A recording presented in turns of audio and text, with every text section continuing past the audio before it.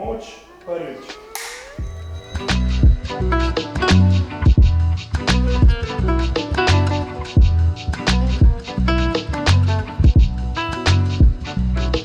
Vaje za moč so nekako tisto, po eni strani nujno zlo, ali pa kako bi rekli, nekam pogosto pri tekačih ne najbolj zaželena stvar na njihovem tedenskem meniju, ampak vseeno so zelo pomembne. Pomembne so z dveh plati. Po eni strani z vidika performansa, se pravi, če bomo mi redno delali vaje za moč, bomo bolj efektivni pri samem teku, se pravi, naš tek bo malce bolj odbojen, bolj prožen bo naš korak. Po drugi strani pa bodo vaje za moč pripomogle tudi pri tem, da bomo manj pogosto poškodovani. Noben tekač si ne želi biti redno poškodovan, kajti potem si nekako oddaljen od teka.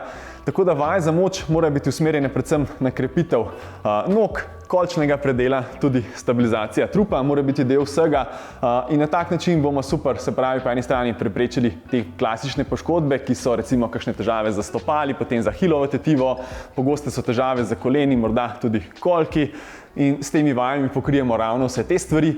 Pa po drugi strani, kot smo že omenili, naš tek bo bolj elastičen, bolj prožen in bomo na tak način tudi lahko hitrejši. Take klasične vaje za moč za tekače so kakšni izpadni koraki, potem počepi, mrtvi dvig, različne vaje za ta kolčni predel, se pravi, lahko so kakšni odmiki, primiki in podobne stvari.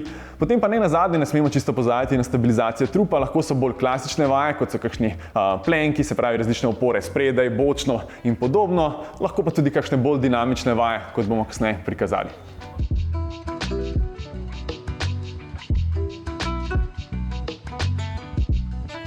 Vaje za moč nas zagotovo lahko vodijo do boljšega rezultata, po drugi strani pa, kot smo že prej omenili, nas tudi oddaljijo od poškodb, kajti vsakdo si želi predvsem uživati v teku. Nihče si ne želi teči z bolečino v desnem kolenu ali pa z bolečino v levi ahilovi tetivi in kadar teh bolečin ni, tudi precej bolj uživamo.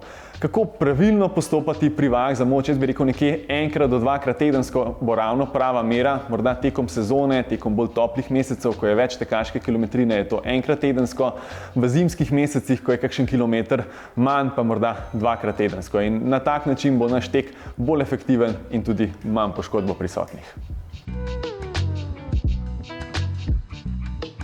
Pomembno je, se pravi, da vaje za moč nekako ustrezno tudi prehransko podpremo, kajti eno brez drugega nekako ne gre in se pravi, če smo naredili nek trening moči, je pomembno, da imamo potem malce povečan vnos beljakovin, recimo kakšen takšen vej bo lahko super rešitev za po treningu moči, kajti vemo, tekači morda nismo tako navajeni posegati po nekih prehranskih dodatkih, ampak če nismo navajeni zadosti vnesti na drugačen način, bo takšen vej lahko super rešitev in nekako pokrijemo zadostne potrebe po vnosu beljakovin.